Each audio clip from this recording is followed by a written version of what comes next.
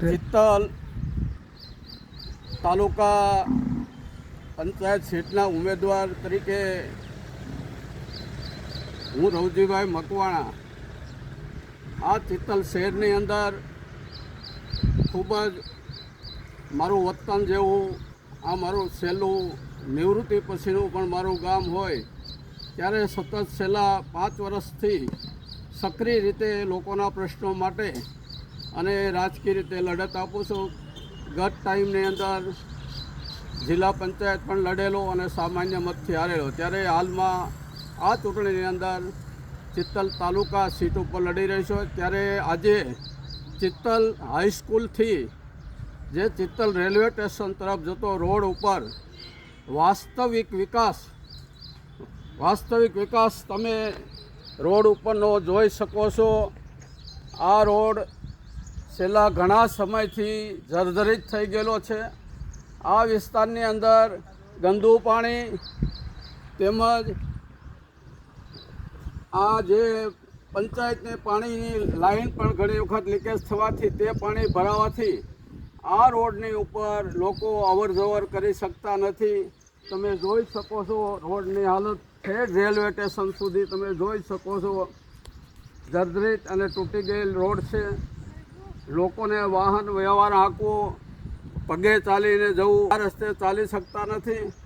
તો આ ગ્રામ પંચાયતની અંદર છેલ્લા 10 વર્ષથી ભારતીય જનતા પાર્ટીનું શાસન હોય અને જિલ્લા પંચાયતના પૂર્વ સદસ્ય અને પ્રમુખ સુરેશભાઈ પાથરના પત્ની સરપંચ હોય અને 10 વર્ષ સુધી તાલુકા પંચાયતમાં પણ સુરેશભાઈએ કામગીરી કરેલ હોય અને જિલ્લા પંચાયતમાં પણ 5 વર્ષ કામગીરી કરેલ હોય. ત્યારે આ રોડની હાલત તમે જોઈ શકો છો. આ મોટરસાયકલ ચાલકની હાલત તમે જુઓ કઈ રીતે પસાર થાય છે. ખૂબ જ હાલત ખરાબ છે. અને આ વિસ્તારની અંદર બાળકો હાઈસ્કૂલની અંદર જ્યારે બાળકો ભણતા હોય ત્યારે ગંદુ પાણી ખૂબ જ ભરાવાથી તેમની તંદુરસ્તી પણ ખરાબ થઈ જાય. અને તે આ શાળાની આજુબાજુની પરિસ્થિતિ આવી હોય તો ચિત્તલ ગામનો વાસ્તવિક વિકાસ કેવો હશે તે તમે પણ જોઈ શકો છો. આ જુઓ તમે હાઈસ્કૂલ સુધી તમે જુઓ, હાઈસ્કૂલના દરવાજા સુધી જુઓ કેવી હાલત ચિત્તલ ગામની છે. ત્યારે ચિત્તલ ગામના મતદારોને દરેક સમાજના લોકોને યુવાનોને અને મેં વિનંતી કરું છું કે આ ચિત્તલ પંચાયત સીટ ઉપર હાલના ઉમેદવાર તરીકે હું છું અને મારી સામે જે 15-20 વર્ષ સુધી ચિત્તલમાં ભારતીય જનતા પાર્ટીમાં જેમણે કામગીરી કરેલ છે તેઓની હાલત તમે જોઈ શકો છો. આ રોડની હાલત જુઓ તમે, આ ગ્રામ પંચાયતની કામગીરી જુઓ તમે કેટલી સારી કામગીરી છે.